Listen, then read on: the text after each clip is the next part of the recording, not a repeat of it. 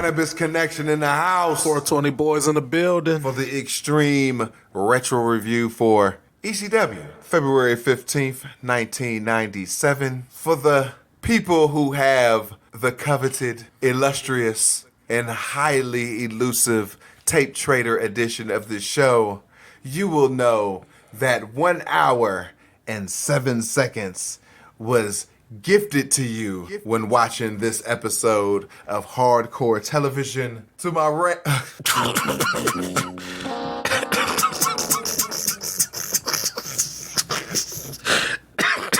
To the right of me is my man, my mellow, my fellow podcast journalist and partner in crime, who is doing his best Jean-Luc Picard facepalm.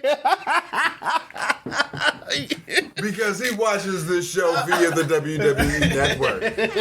And he will give you his thoughts and views, as well as the time from that streaming service that is $9.99. Anyone who's listened to the show for any significant amount of time has heard all of my tape trader causes brain damage jokes and shit. Like I can't think of another one that because I've told so many and shit. But something hit me like a ton of bricks when we was doing episode 250 and shit. We have to start a new drinking game called the Moving On Drinking Game. Because that should be the alias for the tape trader, because this motherfucker moves on from so much bullshit that like, if you just trying to get fucked up 20 minutes real quick and shit, just listen to this motherfucker do a review from the tape trader show. Raven t-shirt, moving on. Brian Pillman t-shirt, moving on. You know, I'm saying, take a shot and go to the hospital. So that's what we're going to start calling the Tape Trader Show, the Moving On Show. Meanwhile, on the WWE Network, you can get to the nitty and the gritty, and you can get the correct dates and shit, because they have this one as the February 11th show. And that was 47 minutes and 7 seconds. It's more of crossing the line again. I actually rated this as a rewatchable clip show with promos, because, you know what I'm saying, I got into this one, except for the Terry Funk match, but I got into this a little bit again and shit. Speaking over Alice in Chains' Man in a Box is the Putz, talking about how hardcore he's going to be on April 13th after what he's done over the past 3 years. Getting 10 lashes from the Sandman, recounted by us in Extreme Retro Review number 84. You're welcome. The shenanigans at Hostile City Showdown 1995, recounted by us in Extreme Retro Review number 120. You're welcome again. Holy shit. Is this Evolution of a Putz number 4. We continue with Beulah getting the panty pile driver and the chair shot heard around the world at Heatwave 1995, recounted by us in Extreme Retro Review number 138. You're welcome. Fighting with Cactus Jack, fighting with Raven Nevermore, and putting the cape on for Beulah McGillicuddy. Fighting in Japan, the Lesbos hooking up for a testicular claw / DDT combo in an early 1996 Extreme Retro Review. Beulah pans Franny from an earlier show. Dreamer getting demon dropped several times by the undead bulldozer and real American badass Brian Lee. Yeah. And Lee getting his comeuppance, getting killed at High Incident, recounted by us in Extreme Retro Review number 227. You're welcome, and that was unfortunate. Beulah finishes by hitting the barely legal tagline and teasing a peek at her boobs. Nice. H-Dub, talk to me about Evolution of a Putz Quattro. Well, first of all, Evolution of a Putz Quattro ran 6 minutes. There was not enough parts of him getting his ass whooped and shit. Like, you know, I took offense that a little more than half of it looked like he was some sort of badass when he is clearly not. You know, there's a reason why we call him the Putz and shit. So, but yeah, but I made the best of a bad situation. Like, I watched him go through that triple decker from the Real American Badass like 3 times and shit, because that's one of my favorite ECW moments of all time and shit. That shit was so fucking awesome. But yeah, outside of that, I thought it was a waste of 6 minutes for a very undeserving individual.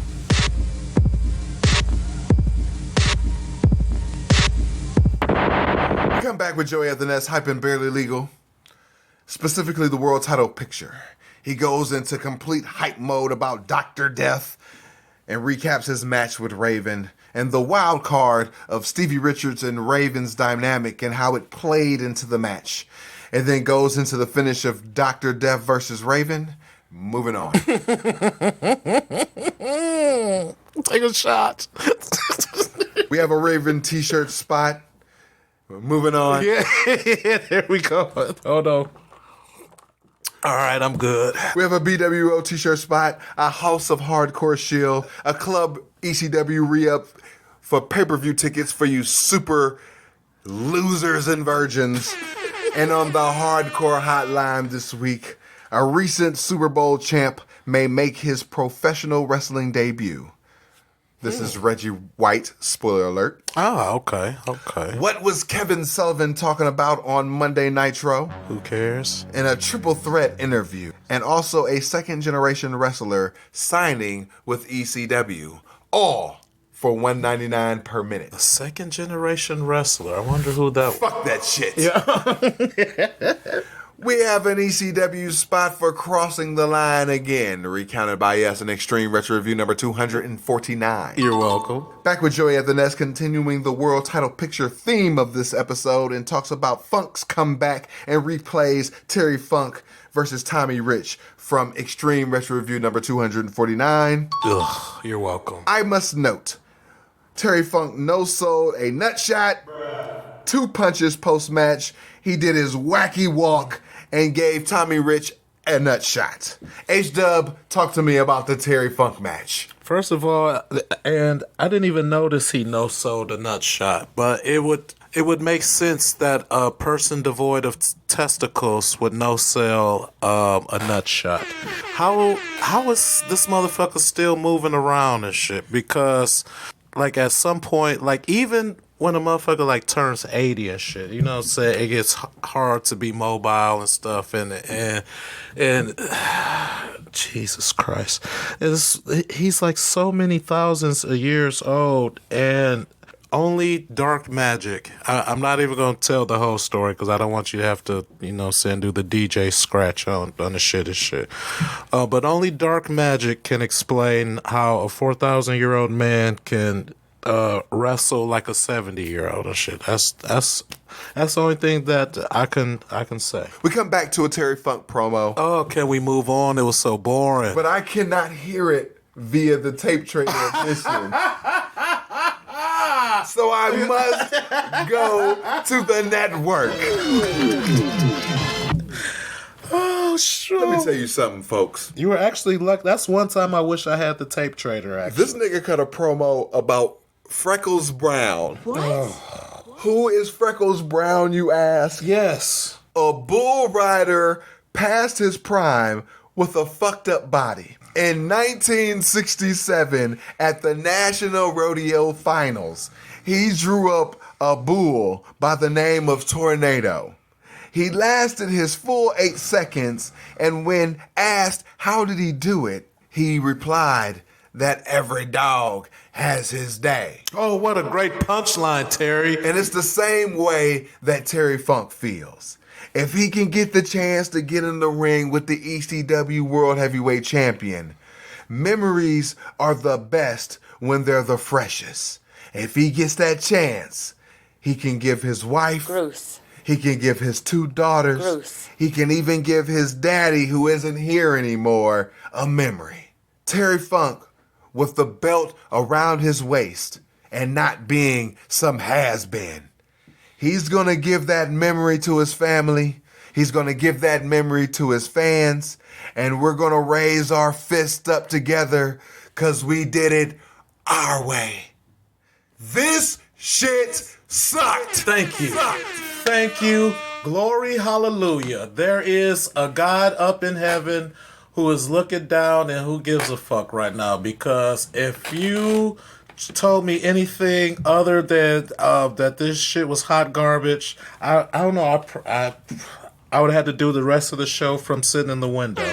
And I would just have to yell into the mic because I wouldn't want to be nowhere near you. But I'm professional. We have an ECW home video spot for Extreme Warfare Volume 2, recounted by us in Extreme Retro Review number 243. You're welcome. We have commercials on the Tape Trader edition of the show for Sports Channel Philadelphia. Moving on. Yeah, take a shot. Oh, shit. Last week, Bubba Ray Dudley finally turned heel. The only thing I hate about this turn, and it's so minor, I think I talked about this last week or a couple weeks ago, is that if they would have established the pancake finish for Devon. Yeah. You know, the pancake, hot shot, flapjack, you know, that type of finish for Devon. So then when, you know, Bubba did his cutter, you know, said, Devon does the flapjack combo, you know, and they do the 3D and shit, you know, it would have been, you know, Wonder Twin Powers activate, you know what I'm saying? That's the only thing that I'm bitching about. And it's so nitpicky, you know what I'm saying? Oh, shit. And it could have been as late as, like, you know, November to Remember 1996, recounted by us in Extreme Retro Review number 231. You're welcome. It would have been genius if they had did that move. We come back with the Gangsters run in, and they get beat down by the Dudleys. H-Dub, talk to me about the Dudley Boys forming. Oh, shoot. Oh, it's freaking awesome. It's about time. I love the fact that they established the 3D as soon as Bubba turned heel and shit. I know you were nitpicking about Devon's, but the only thing I was thinking about while you was just mentioning that, I was like, that would mean somebody would have to sail to a flapjack, basically. No, the thing about it was it could have been a hot shot into the ropes or some shit. You know what I'm saying? So think about it like this. Stun gun. Mm-hmm. So it's also a cutter type of move, but it's assisted with the rope. You know, Bubba's doing the cutter part, so it just merges in. Okay. Yeah, now from that instead of... Yeah, flapjack. I mean, I'm just saying the flapjack aspect, but a stun gun probably would have been more. But again, all nitpicky, you know what I'm saying? But also, it would have had to have Devon win matches, too. Right. You know what I'm saying? Oh, that was another thing. I was like, dang, again, who has he beat? Right. Besides Axel Rotten out there. No, because he teamed up with the nigga. No, he beat the nigga and then teamed up with the nigga. What the niggas who ass you beat. But yeah, loving Bubba's heel turn. Come back with a Dudley Boys promo. Bubba says that they've been to the east, west, and north side of Philadelphia looking for the gangsters and cannot find them. Now they're in the south side and they ain't there either. They must be some cowards. Then he skips off. Devon testifies that it's a miracle Bubba can speak without stuttering. But when they find the gangsters, it's going to take a miracle to get this ass whooping off of them. I don't know if they said that honestly, but I wrote it and it was probably better. H-Dub, talk to me about the promo. I don't know if, finally my first initial thought was crazy how Bubba instantly sounds cool and shit. And then that led me to think, like, I was wondering if this was revisionist history on my part just because I know where the Dudley Boys end up, or if this was legitimate, but like that, like their whole turn and them coming together as a team, like I felt like they were instant legitimate contenders to the tag team titles and shit. Instant. Joey Shields, SummerSlam 1997 on February 21st and 22nd at the Elks Lodge in Queens, New York, and the ECW Arena, respectively. For those in the ECW Arena, though, Club ECW is open for you super virgins to enlist, and you get early tickets, and it's a full card shill for the 22nd aspect of SummerSlam 1997. Moving on. Hey, if you're not fucking bitches, what else is there to do, I guess? On the Hardcore Hotline this week, more football talk, more Kevin Sullivan talk, triple threat talk, and another second gen wrestler coming to ECW. Give it to me. There it is. Back with Joey at the Nest, throwing it to the Balls Mahoney versus Lance Storm match from Crossing the Line Again, recounted by us in Extreme Wrestling Review number 249. You're welcome. We come back with Joey, who throws it to Raven. Raven tells Terry Funk that he had a boring promo, and he responds with a boring promo. H-Dub, talk to me about the Raven promo. I actually thought Ravens was short and to the point, and and with that being said, I had no problems with it. On the Tape Trader edition, we have more commercials from Philadelphia local television. This time featuring a anti-drug spot featuring David Robinson. Oh, the Admiral. Don't do drugs, kids. Moving on. Take a shot. Joey Shields, barely legal on April 13th, and the ECW Arena on CyberSlam 1997, February 22nd. He also shields February 20th, which is Mountaintop Madness 1997, March 1st in Scranton, Pennsylvania, March 7th, which is Too Extreme for television, and March 8th is the New Jersey debut for ECW. We have Club ECW re-up for you super Volva Vindicators. Wait, how are they vindicating the Volvas? A BWO t-shirt, a Taz t-shirt spot, and a Sabu signature t-shirt spot. Moving on. Take a shot. Back with Joey at the Nest, shilling November to Remember 1996. The hardcore history of RVD and Sabu versus the Eliminators. Coming up next is the rematch, and the original match was at Extreme Wrestling Review number 231 for the ECW home video spot. And you're welcome. We have a Sandman t-shirt spot, a Sabu signature t-shirt spot, a catalog and a House of Hardcore shield, CyberSlam at the Elks Lodge in the ECW Arena on February 21st and 22nd respectively, March 1st, March 7th, and March 8th. Moving on. Take a shot. And woo, that was a lot. And we end with a replay of RVD and Sabu versus the Eliminators. And oh my God, it's clipped. Finito. Overall, another Crossing the Line Again clip show, but I have to say, with Mysterio, it was quite enjoyable for the review. Yes. Oh, man, and also well done, because when I got here, you weren't sure what your overall was going to be, and I told you you were going to find it. Next week, we come back finishing up this triple shot as we go home towards CyberSlam 1997 with the February 18th, 1997 edition of the Extreme Retro Review. We out. Peace. Peace.